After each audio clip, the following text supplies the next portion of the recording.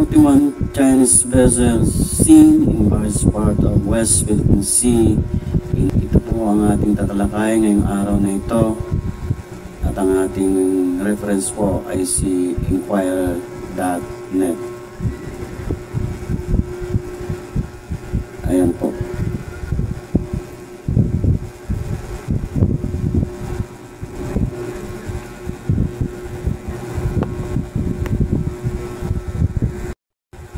Manila, Philippines. 41 Chinese vessels were monitored in various areas within the West Philippine Sea last month, according to Armed Forces of the Philippines.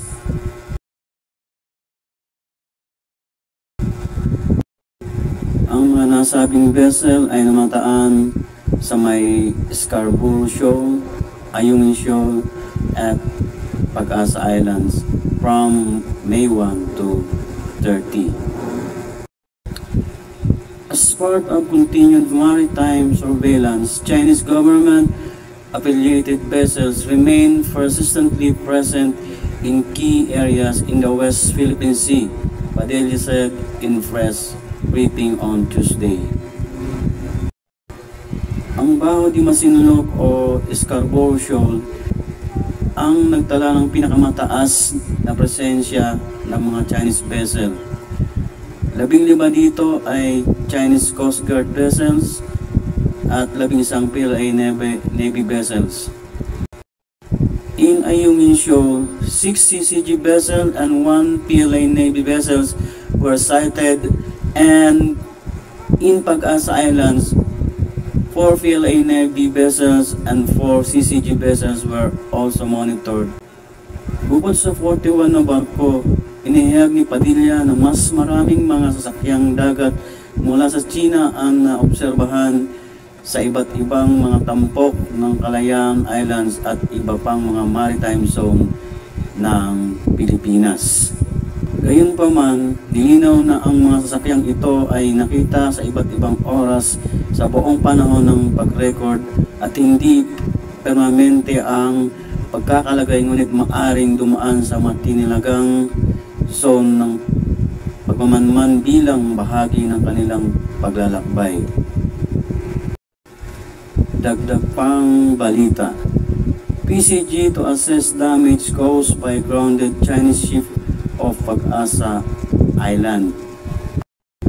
Ang Philippine Coast Guard ay magsasagawa ng pagsusuri sa pinsalang pangkalikasan sa Pag-asa Reef 1 matapos na mag-ground ang barko ng Chinese Maritime Militia sa lugar na mga 1 nautical mile mula sa Pag-asa Island sa kanlurang dagat ng Pilipinas. PCG spokesperson for the West Philippine Sea, Commodore J. Tariela, said the Chinese vessel with the bow number 16838 was likely driven into the shallow area due to adverse sea conditions characterized by wave heights of 2 to 3 meters and strong winds over the weekend. Minomonitor po ng Philippine Coast Guard ang nasabing suspected Chinese militia vessel na nasadsad sa Pag-asa Reef 1. Last Saturday, the Philippine Coast Guard observed a suspected Chinese maritime militia vessel identified by bow number 16838 that ran aground at Pag-asa Reef 1. Sa kasalukuyan, ang PCG at ang iba pang mga organisasyon ay naghahanda para sa paggawa ng environmental damage assessment sa nasabing reef. Ito ay sanhi ng unlawful presence ng Chinese Maritime Militia sa kagatang teritoryo ng Pilipinas. The goal of this assessment is to evaluate any potential ecological impacts resulting from this situation, he added. Prior to this, Tariela said PCG personnel station at Pag-asa Island tried to contact the crew inside the grounded vessel to evaluate its condition and render support for its removal. The Chinese vessel, however, ignored PCG's attempt to help and was able to free itself without external assistance after approximately 3 hours. Sinabi rin ni Tariela na ang barko ay ng Chinese Coast Guard na 5102 ay nakipag-ugnayan sa ibang barko sa panahon ng insidente, ngunit hindi lumapit sa Pag-asa Reef 1 upang maiwasan ang panganib ng pagpugat sa mababaw na tubig. Since January, Philippines authorities have been monitoring the governments of CCG vessels unlawfully operating within the country's exclusive economic zone.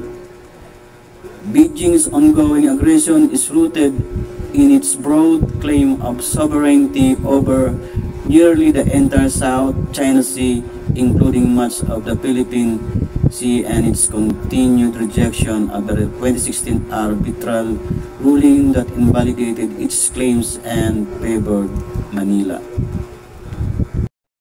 Napakasakit mang tanggapin na kahit na po naipanalo natin noong 2016 sa arbitral ruling dyan sa Dahig, ay nandyan pa rin po sila.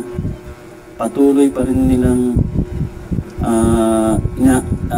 ginigit ang kanilang pag-aangkin sa halos kabuuan ng South China Sea.